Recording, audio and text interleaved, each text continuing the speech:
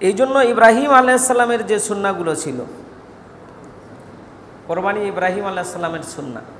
ইব্রাহিম আলাইহিসসালাম সেই ব্যক্তি যার জীবনের পরীক্ষার শেষ ছিল না।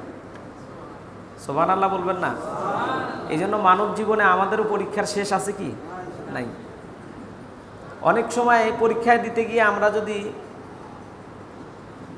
নিজেরা হাফসুল খেয়ে যাই, আমরা যদি নিজেরা পরীক্ষায় যদি উত্তীর্ণ না হতে পারি, আমরা যদি হতাশ হয়ে যাই, তাহলে তো আমরা বীর পুরুষ হতে পারলাম না।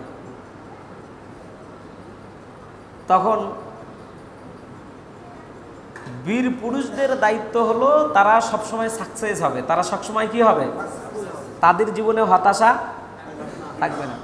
হযরত ইব্রাহিম আলাইহিস সালামের জীবনে কোনো হতাশা ছিল না। এই পৃথিবীতে এরকম কমই আছে, এমন মানুষের সংখ্যা খুবই নগণ্য যে পিতার বিরুদ্ধে চলতে হয়েছে হযরতে ইব্রাহিম আলাইহিস সালামকে।